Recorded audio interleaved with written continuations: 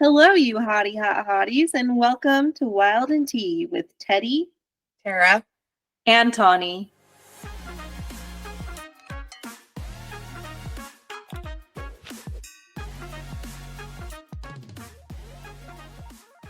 Welcome to a new episode of Wild&T.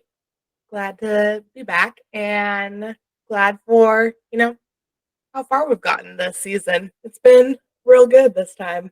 We have a fun episode coming up, and we are starting with a little segment. Tara rocks your world. Thank you.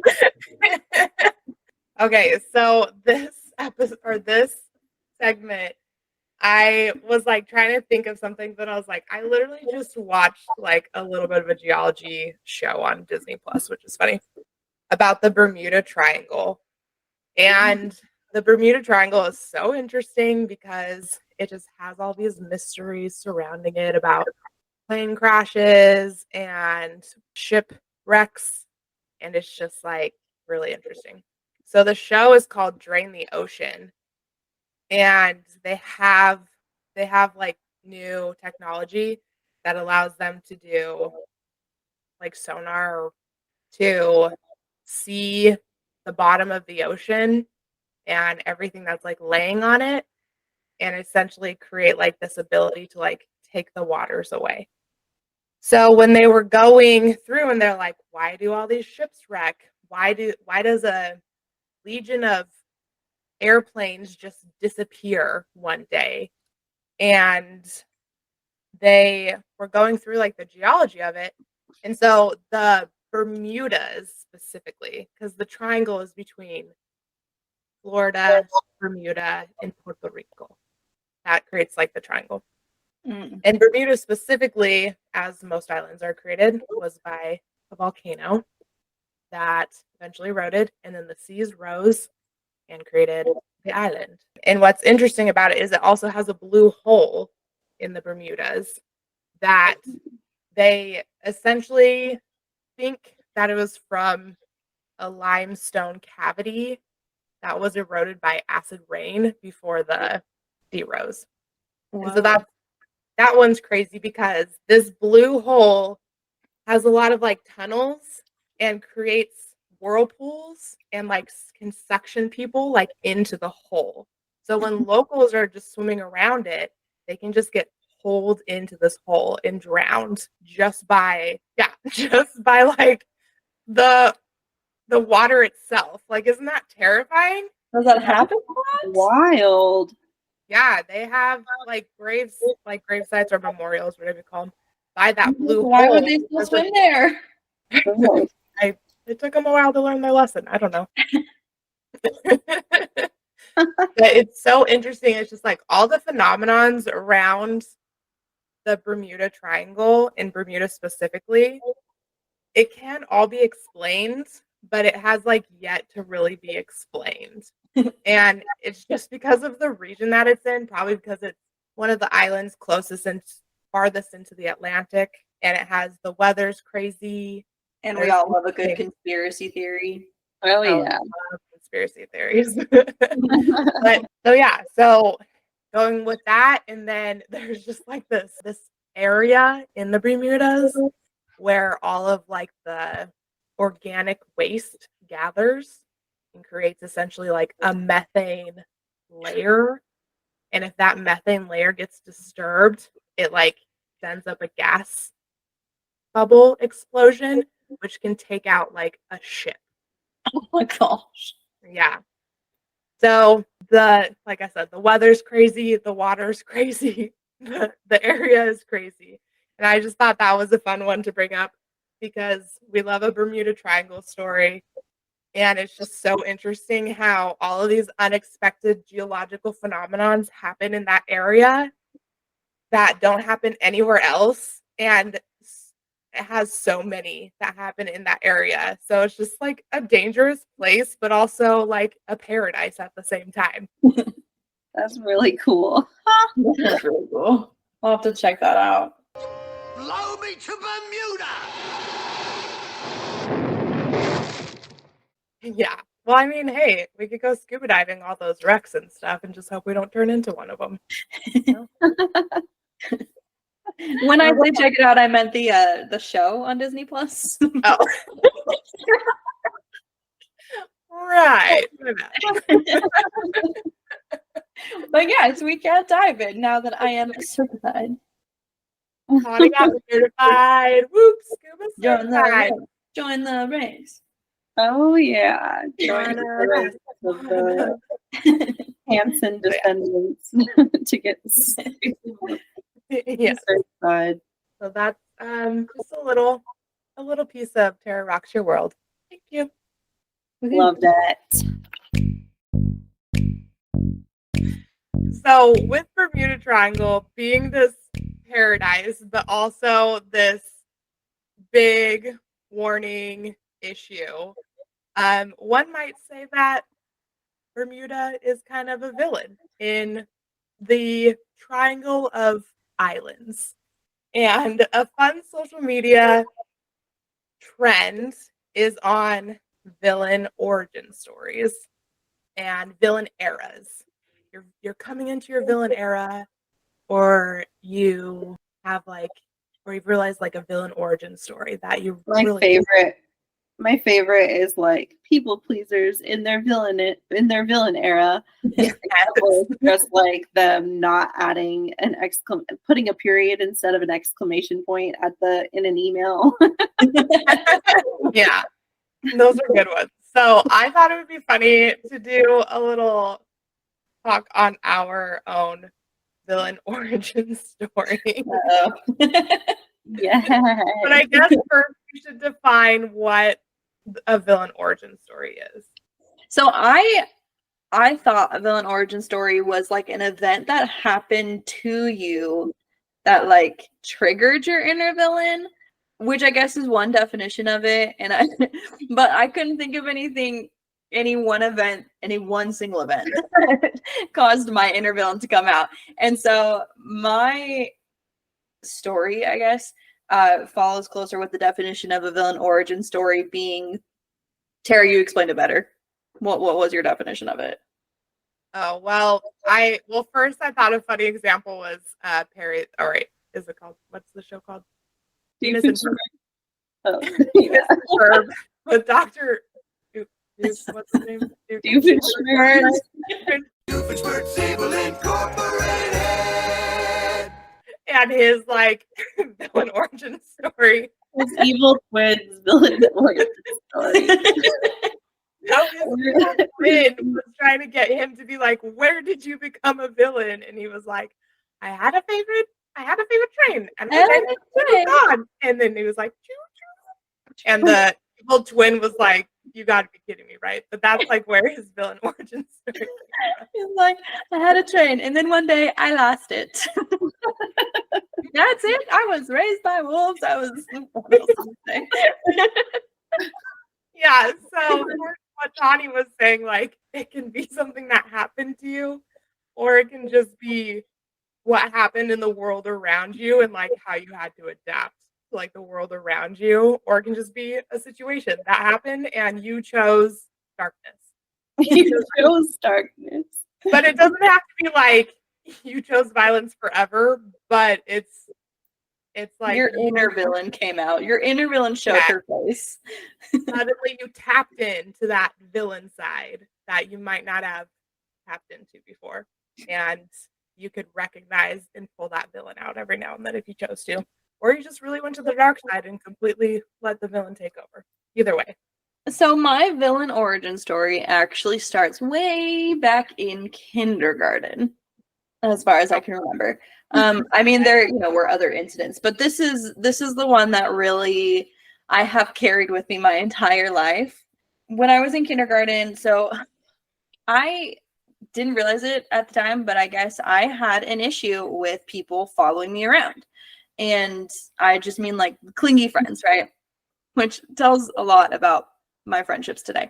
But there was this girl who would follow me around, and one day I'm on the swings and I'm just like swinging, and this girl goes and she just I'm on the one at the end, right?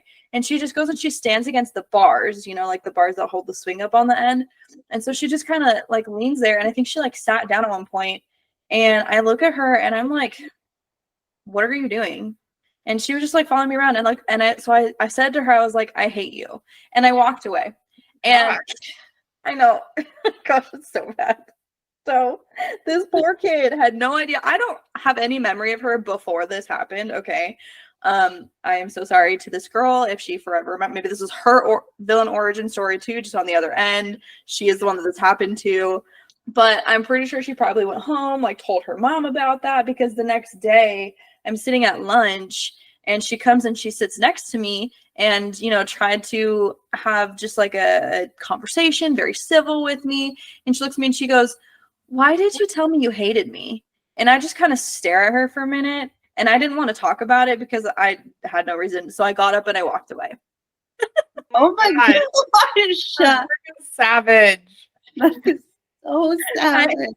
I've never done anything. You know, karma got me though, because I've always struggled having like friends consistently. So karma definitely got me for that one afterward. But 5-year-old Toddy. Yeah, it was really sad. I'm so annoyed by her following you. I don't know, but I guess oh my gosh, even after that, when I was in gymnastics, there was this girl that would do the same thing. She would just follow me around all the time. It's like the stations that we went to, and we pulled names for Secret Santa one year, and she goes, I got my favorite person, and like looked at me, and I was just so irritated. I was like, oh my gosh, stop. Like, just leave me. Like, you're being so clingy. Can you just Why are you obsessed with me? Basically, basically, like that was my mean girl moment. Like if I had known that was a saying, I would have said it to these girls.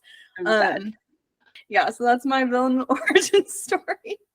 But people following you around like brings out the mean girl. Yeah, if you're clingy, I can't handle you.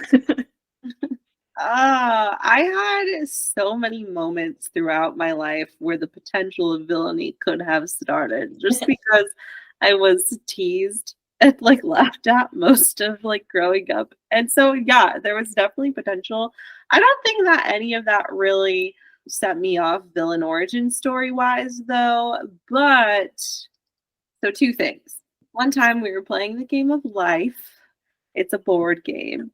And and Tara and Tony were like reading off the little chips to us at the end of the game. And I was already losing. Like I knew I was losing. And we used to watch Cyber Chase, and there was this funny quote from Cyber Chase that that was like the same thing that was on one of the cards. And so one of the cards like just said, they all had little just life advice quotes, I guess. And so one of them was take a hike. Very innocent quote, very innocent. But the way that Tara and Tony decided to say it was like, take a hike. And I was so offended by it because it had nothing to do with me, but I was already down and I felt like they were telling me to go away. And we're like, no, it just says take a hike. You just said it. We didn't mean it towards you. We're just laughing because of the quote from Cyber Chase. I cried and I cried. And yeah, no. So I guess that would be one. I feel like another very telling moment in my life where I had the potential to succumb to the darkness inside of me, I suppose, was once upon a time, there was this guy that was into me more than I was into them, just because it takes me a really long time. The dating, okay, that could be a whole different segment, is the dating villain origin. Like when you knew you were a villain in the dating. This is good. and it's just like a hard thing for me to open up emotionally early on in like a dating stage. Even with my husband, my now husband, it took me a long time to develop as serious feelings as he had for me earlier on. Yeah, so there was this one guy who was pretty into me, and I realized that if I chose to, he was super nice, and I really liked him like as a person. But there was this moment where I realized that I could take advantage of him pretty heavily if I wanted to. Oh no. But I didn't.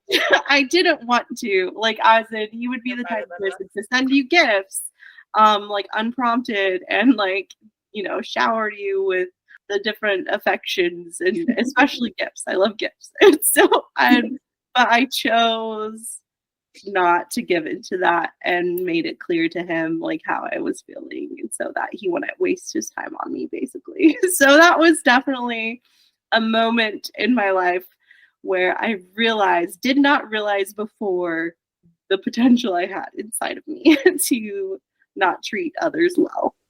If you only knew the power of the dark side. Because it's true. It's so easy to take advantage of people without realizing it. When they openly offer you themselves and you're just like, oh yeah, I keep giving. I don't have to do anything for it. You're just giving. So why would I do anything in return? Yeah, no, I think It's a real issue you have to catch yourself on. and villains, it's all about having perceived power over others, right? Mhm. That's like Tawny with your villain origin story. She was a lot more, ready to give to you. Poor girl. Like, for They were example, probably so sweet. when you're recognizing that there's an imbalance of power and then you choose to do the wrong thing with that power. So You choose to keep that imbalance. yeah. Rather than balance it. Yeah. Take advantage of that balance. Yeah, I think mine, I can never remember what year it happened because I had the same teacher my first grade and fourth grade. I'm pretty sure it was fourth grade though, because if I did this in first grade, we'd probably have more problems. So it was in fourth grade. We were out at recess. There was like a group of girls that I was with. One of them was my best friend at the time. And we were like all in a circle. She and my best friend was holding on to, I can't remember if it was like a volleyball or a dodgeball or what it was. We're all in a circle trying to decide like what game to play. And then I'm like, recess is short. Can we just like get to it? And I don't know, they didn't want to like decide. And so I was trying to like get the ball from my friend because I was like, I'm just gonna go play while you guys discuss. And so I kept smacking it out of her arm. She was like holding it cradled in her arms. I kept smacking it out of her arms and she would like grab it back. And one point she saw me coming up to smack it. She lifted the ball away and essentially put her face in the line of the trajectory of my hand and I slapped her. On accident. It was totally on accident. He hit my hand I- with her face. I slapped her and it was hard enough and she was shocked. I was shocked. But instead of like, I didn't even have time to apologize before the group of girls surrounding us like jumped on me. And I was like, I didn't do it on purpose. I'm so sorry. And obviously immediately the teacher comes over and like takes me with my best friend to take us to like talk us through whatever. And there was a point where I was like, that was so shocking, but also like I don't regret it because I was annoyed and no one wanted to. We're all standing around and like it was an accident, so why should I feel sorry? I obviously like apologized because I had to, but I knew the only reason I was saying it was just to not get in trouble. And I knew I wasn't sorry. I was like, if I had to do it over again, I would slap her harder next time. Like that is when I knew like that dark passenger was real. Was like making an appearance that I slapped my best friend and did not feel bad about it. I only said sorry to not get in trouble. Oh my gosh, shoot. Yeah, that's definitely That's pretty savage. Yeah. Well, and the fact that like all the girls immediately like were ready to burn me at the stake also told me like that I was already looked at as a bad guy and they were so quick to defend her and like leave me hanging. So it made me feel like, what's the point if they're gonna think that I'm a bad person? Then Might as well be one. why try to prove them wrong? You know. You want me to be the bad guy? Fine. Now I'm the bad guy. That was a big thing too. I became used to being considered the bully, the villain, the bad guy. And when things like that happen in my life now, I don't argue with people. I just let them think what they want to think, because it's really not that bad. I'm really not that bad of a situation. You're totally I'm always- comfortable with being the villain in other people's Yeah. I'm totally comfortable with being the bad guy in other people's story and other people's reality. You know, I'm not going to fight to change it if it doesn't change my life. Interesting. There's Wow. this quote that I used to, well, I really like the quote because it's applicable to like my life, right? But it's kind of along the lines with this, but it says, when you tell your side of our horror story, promise you'll say I made a lovely villain. Mm. So as long as I'm a lovely villain, it's okay. Yeah. It's like I'd rather be a villain than like be like someone who just keeps messing up and is pathetic, and like, you don't, it's like, if you don't like me, you don't have to like me. I don't have to be liked by everybody. Yeah. Sounds like you're the main character. You're one of the main characters, anyways. They couldn't go on without you. So speaking of, do you guys have a favorite villain? My role model. Your evil role model. Not my favorite role model. I mean, villain. Sorry. I really like Loki. Loki. He's a easily likable villain because he kind of treads that line of like, he is a villain and he does bad things, but he also sometimes does good things too. And he's just got that cute smile. So, you know, I like Loki. He's charming. Very charming. Charming villain. I have a few for different reasons. One of my favorite villains is Rumpelstiltskin because he's such a quirky character, like in Shrek and stuff, or in Once Upon a Time. Just Rumpelstiltskin in general, he's such an intriguing villain to me. Hello, people. It is I, Rumpelstiltskin, shepherd of your dreams.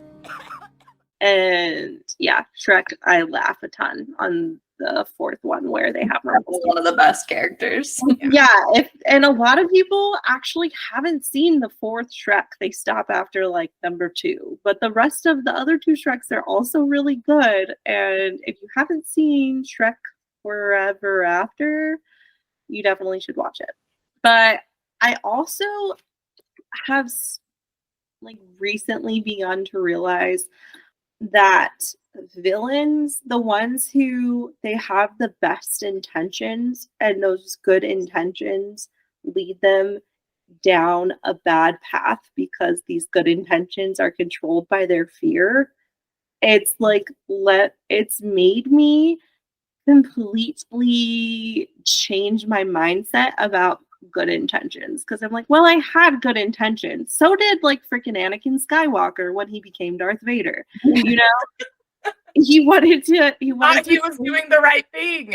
Yeah, he wanted to save his wife and his future kids, and he was afraid of, you know, them getting hurt. But then by going through his good intentions path, he ended up killing her himself. And so it's just like really, really intriguing to me, those types of villain stories. And a lot of, if you like watch shows or movies, a lot of these villains really they have good intentions.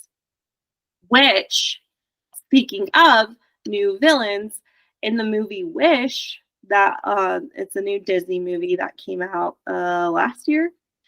A lot of people really didn't like the movie in general. I loved it. I loved it for a myriad of reasons. But one thing that I've seen too is a lot of people were really pissed about how Magnifico, the main villain in the story, was portrayed as a villain, when they're like, he had the best intentions. He was actually a good guy, and they just painted him out to be the villain. I'm like, no, no, no, no, no, no. He was not. He was Interesting the point villain. of view.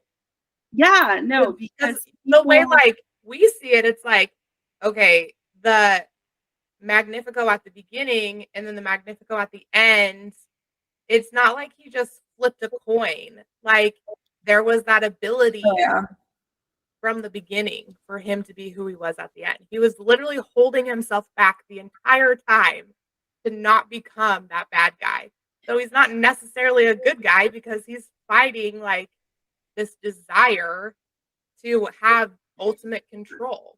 Right. And to that point too, he was not a bad guy. I wouldn't say he was a good guy, but he was not a bad guy until his control was questioned. And so he was perfectly fine and stable until he got called into question, and suddenly his power and suddenly his influence and his control over all the people was brought to everybody's attention, like, hey, why can't we do this thing? And that's when he lost it, and that's when he was pushed over the edge and his inner bad guy came out. But like you were saying, but that doesn't make him good at the beginning, because no, exactly, it doesn't mean that he was a good guy. He just wanted to hold that control the whole time, and he did. Exactly. And that's the other thing with like the power imbalance with the good intentions. His whole thing was he wanted to help others. This is how he framed it.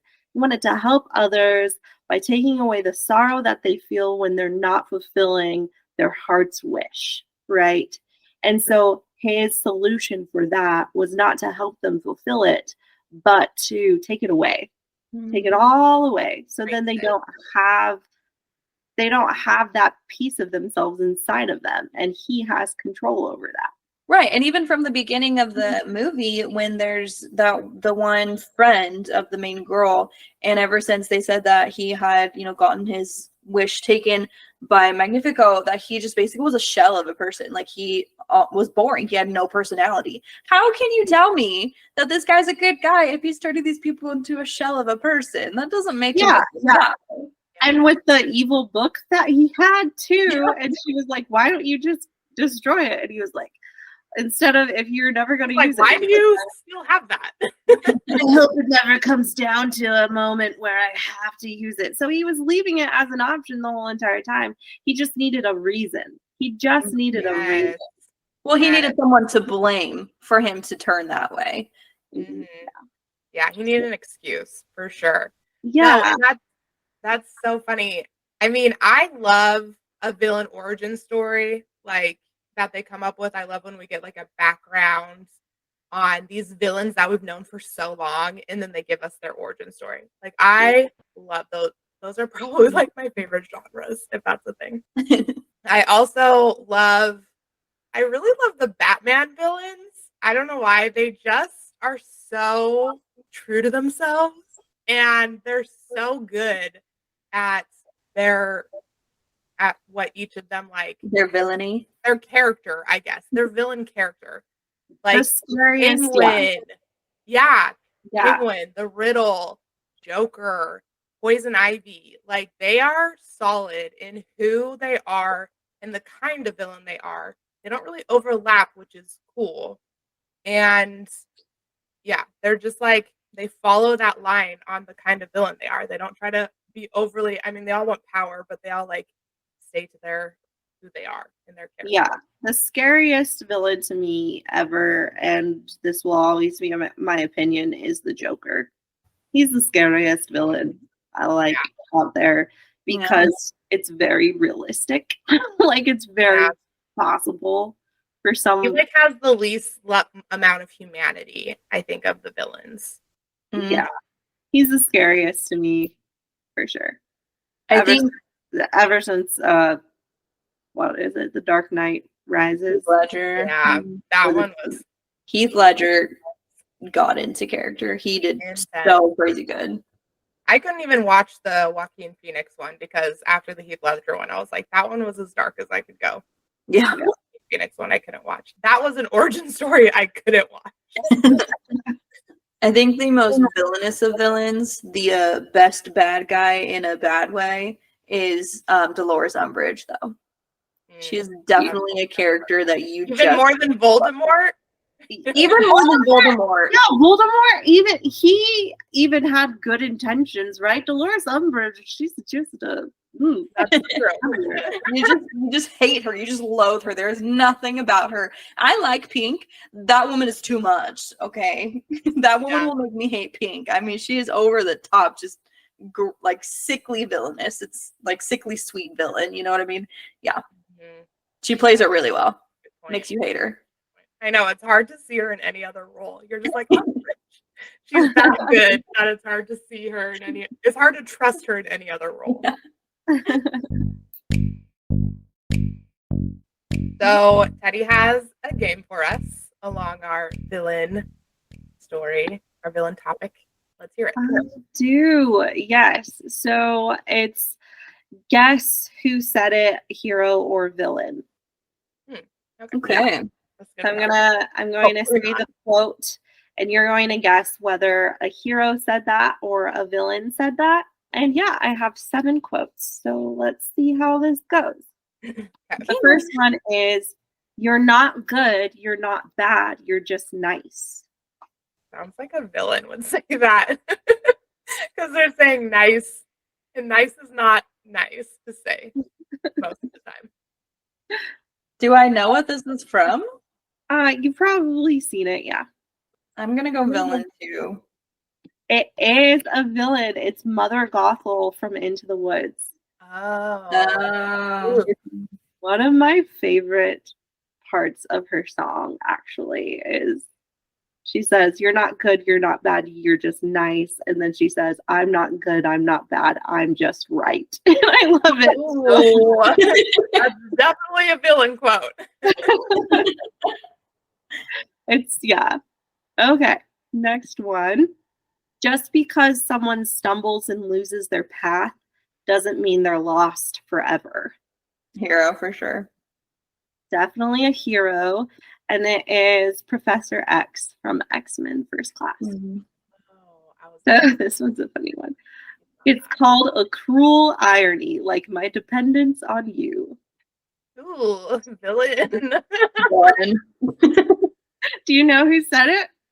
No, that sounds so good though. "It's called a cruel irony, like my dependence on you." It's Yzma from Emperor's New Groove.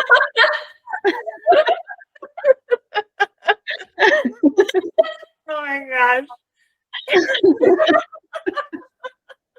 Why did you say that? He's definitely across the board one of our favorite villains for sure. That is an amazing villain.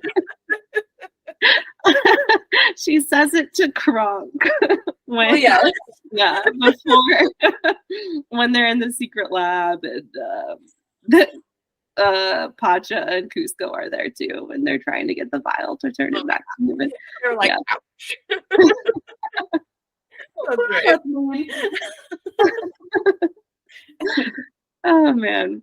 So death is the only adventure you have left. Is that Dumbledore? It sounds like Dumbledore. I'm really familiar. Hero. I'm gonna go hero. Actually, villain. Oh, who was it? It was Captain Hook from Hook, the movie. Oh, yeah. Are Yeah. you sure Dumbledore didn't say that though? Not the way Hook said. Something along the lines of that, right before. You know what? I'm gonna need better, like not context. What is it when you change your voice, like inflection, and how this was said? So I know. Said in a threatening voice or said in an encouraging voice. Exactly. Well, Is somebody on their deathbed, or? Well, that's what's funny is Hook probably says it kind of like he's like egging them on, right? When it's actually like a really interesting quote when you just say it like with a normal voice. Yeah. Yeah. No, it is interesting. I mean, that's kind of what we strive for, right? Is for by the time we're ready to die, for death to be the only adventure we have left, right? We've had so much adventure in our life. Sounds very motivational to me. Yeah, no, and Peter Pan responds with, "To die would be To die would be a grand adventure. So, Yeah, that's right. yeah, interesting. Next one. It is not our abilities that show what we truly are. It is our choices. Hero. Hero. It is Hero. It is Dumbledore in the Chamber of Secrets. Yeah. A woman doesn't know how precious her voice is until she's been silenced. Ursula. It feels like something Ursula would say, yeah. Yeah, no, you're absolutely right. It's Ursula from the Broadway song I Want the Good Times Back. Ooh, dang, I'm so glad I got one. Good. The prince is marrying Seawind in disguise. Okay, the rest of the world may follow the rules, but I must follow my heart. Hero? A hero. It was actually a villain. It's Ernesto de la Cruz from Coco. Really? He said that? Yeah. I don't know if I should be very concerned that egotistical. Yeah. I'm blurring these hero and villain. No, it's not. Yeah, it's just interesting because, again, the whole villain origin and like villains having good intentions and then they end up doing the wrong thing with those intentions. And so there is a blurred line. It's true. Yeah, because like following your heart is usually a thing where it's like a hero does. They're like, I know what must be done, but I must follow my heart. I can't do what my family wants me to do, you know. And it doesn't make them a villain, but like when it's a villain, it kind of makes it like an ego thing. I guess it's an ego. Well, it was a justification for him to take what he wanted. Yeah. That's why context is important. You're like, yeah, that sounds great. This is my favorite quote. I agree with you. This is my morning affirmation. Well, it's like Scar, you know, the older you get, the more that you kind of like understand Scar when he's like, I'm surrounded by idiots. I almost added one of his quotes, which was, as far as brains go, I got the lion's share. Anyways, very well done. You got most of them right, and there was a couple of hard ones. That was actually way more enlightening, maybe, than I expected it to be. Yeah. More of an enlightening game than I expected it. That was no. So like just don't discount that. Like I feel like everyone has potential for villainous activity and it really just comes down to choices. We all have potential to give in to the wrong choice. And so we have to be super vigilant if we don't want to vigilant. Yes, going to Batman. No, but we do have to take extra care to make sure that just because we think that we're doing the right thing, are we actually doing what's right? It is a choice for sure. And it's okay if you don't always choose what's right, but you know, don't go out of your way to hurt people like villains would, for sure. Because it'll live with you for basically the rest of your life. I can attest to that since I've been holding on to this since kindergarten. Really? And karma will get you because I struggled with friends for a really long time. So I've never stalked anyone else, though I thought about it, but no, you just did kickboxing, just in case. I just have to take it out in other ways. But yeah, no, that actually turned out to be really interesting, and you know, it's like a childhood trauma thing, but also it's if you can pinpoint it, then it can explain a lot of, you know, your future. And definitely with that relationship pointed out, like with significant other relationships, that's a real balance of power. Is you have to be careful with that one. And I think most people have fallen under that trap on accident until you like recognize it and choose that you don't want to be that person to someone else. And also watch like your kids for their villain origin story to make sure you catch it young. Oh, that's a good point. Yeah, I don't think mom and dad really said anything. They're like, just don't slap people again. And I was like, obviously. You don't They say. didn't know about mine. I do remember you telling that story, and I think you told it like in kindergarten, and we're like, Connie, that's so sad. Don't be Did mean I? to her. Yikes. Yeah, I'm pretty sure you told that story.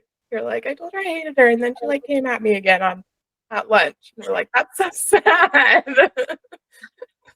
I probably did get a like talk or conversation about like you have to be nice to everybody, Tony. Yeah, no one was mad at you, but they're like, just don't go telling people you hate them, Connie. Oh, that was actually a really good one. Thanks, guys. Yeah. And this is a fun quote we've definitely seen on social media. If you're the villain in someone else's story, they're probably the clown in yours. Love you, bye. Bye.